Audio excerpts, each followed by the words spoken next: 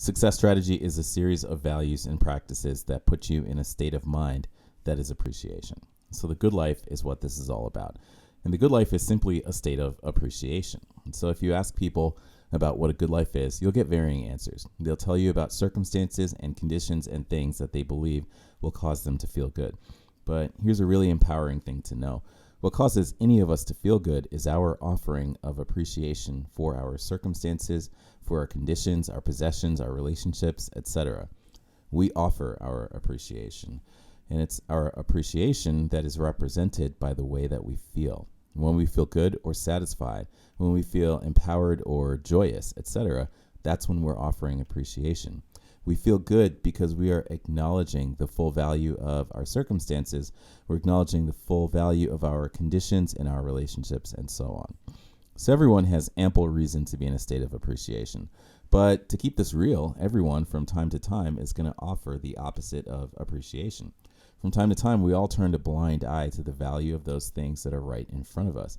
And as we compare ourselves and our possessions and our relationships, as we compare with people that we believe have more than us, that's going to cause us to lose appreciation for what we have right now. This occurs from moment to moment. So no one is always in a state of appreciation. No one's always in a state of dissatisfaction. Whichever state we're in, appreciation or dissatisfaction, that's dependent upon what we give our attention to. And so I'll use the example of a home that's valued at approximately $150,000. As the owner of this home, you have ample reason to be in massive appreciation. You've got shelter from nature's elements. You've got a heightened level of security. You have an environment where you can rest and eat, and that alone is worth rejoicing over. That alone should make it clear to you that you are incredibly wealthy. But as you compare against people who have bigger homes or more expensive homes or multiple homes, as you make that comparison, you may easily begin to feel that something is missing, and you'll find yourself feeling dissatisfied, even though you have this amazing thing that makes it easy for you to survive in the extreme cold in the winter, for example. When you compare against people that you believe have more stuff, in the moments that you do that, it's very hard to be appreciative. And on the flip side, when you compare against someone who doesn't even have a home, as you compare against someone who is maybe living in a tent on a freezing January night, as you make that comparison, in those moments, it becomes very easy for you to feel appreciative. You'll feel very good about your circumstances and your environments and your relationships, all because of that comparison.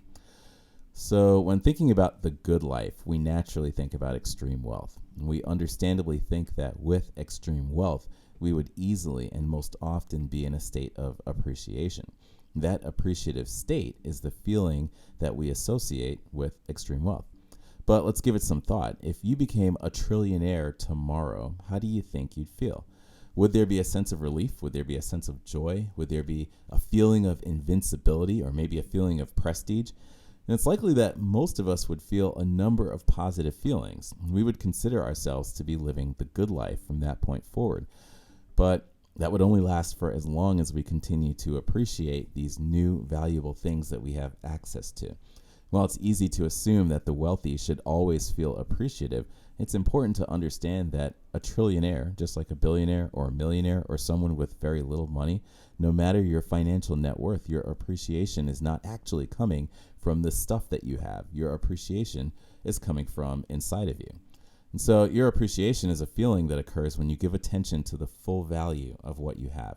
And any time that you're focused on something that you want, if you don't have that thing yet, or if you think it's unfair that someone else has it and you don't, for these times when your attention has moved away from the full value of what you have, you're not going to be feeling like you're living the good life. And that's natural. But still, the solution then is to turn your attention back toward the value of what you already have. And with all this talk about value, I want to make it clear that when I use the word value, I'm referring to the utility of what you have and the resulting satisfaction that occurs when you consider the utility of what you have.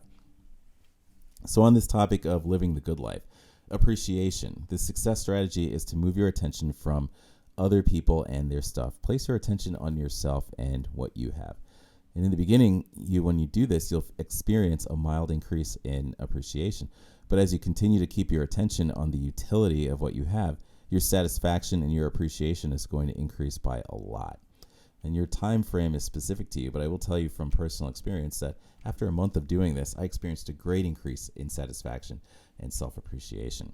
After 2 years of doing this, however, it's consistently apparent to me that my life is just as good as it will be when I have that $1 trillion net worth. So appreciation of what you have should be ongoing. Evolved appreciation, that ensures that you always feel like you're living the good life. And I want to wrap this up by pointing out 2 things. The first is that appreciating what you have does not mean that you will not have or want more. Appreciating what you have means that you absolutely will add to the things that you already have. When you realize the full value of what you already have, or when you realize the full value of your own skills, as you're aware of this value that you possess, you're going to realize that your value is useful to other people. You'll be able to trade for money or other things that they have that you want. Your appreciation is influential, and because as people see you in a state of happiness, many of them are going to want what you have because they believe that what you have is the thing that's going to make them happy. The more that people want what you have, as more and more people want what you have, the financial value of what you have obviously is going to grow. Knowing this, you'll either choose to appreciate your resulting increase in financial net worth, or you'll rent your valuables to other people for a defined period of time, or maybe you'll sell some of those valuable things that you own in exchange for a large sum of money. There's no struggle to wealth and success. There's no struggle for the good life. That's because the good life is not money and things. The good life is a state of appreciation. And while people think that money and things are necessary for that state of appreciation, what's really necessary for that appreciation is your willingness to stay focused on the value of what you already have.